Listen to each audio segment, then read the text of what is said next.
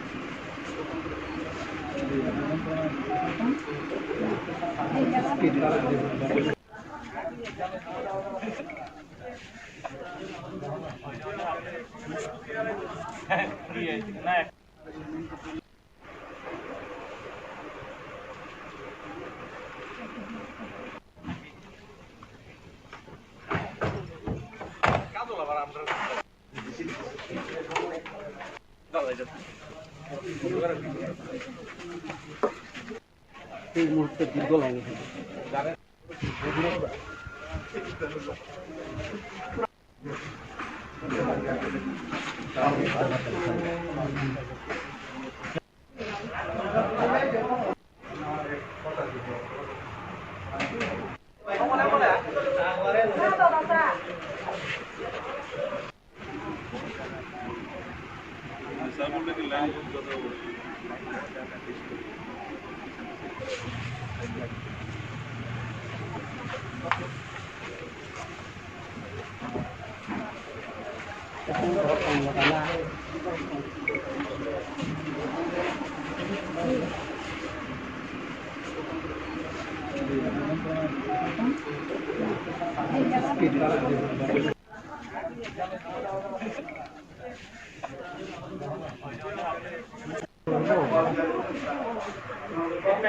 চলছে কি সব জায়গায় কোনো জায়গায় কি কোনো বাধা বিপত্তি আছে এখন পর্যন্ত?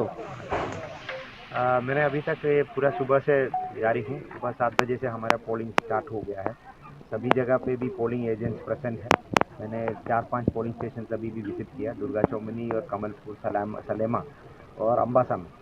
बहुत सारे जगह पे तो पीसफुल इलेक्शन का ही मैसेज मिला है, अभी तक कोई कंप्लेंट नहीं मिला और पुलिस सभी जगह पे है, फोर्स है। मैंने पोर्टर से भी बात किया है, सब कुछ अच्छे से चल रहा हूँ और जितने भी 4-5 पोलिंग स्टेशन देखा है सभी जगह पे पोलिंग एजेंट मौजूद था और लोग भी भारी संख्या में लोग पोलिंग स्टेशन में आ रहा हूँ। अभी तक पूरा भी पीसफुल चल रहा है। ऑलमोस्ट 40% के ऊपर अभी तक वोटर हो गया है, तो होपफुली हमारा अच्छा वोटर टर्नआउट भी हो सकता है।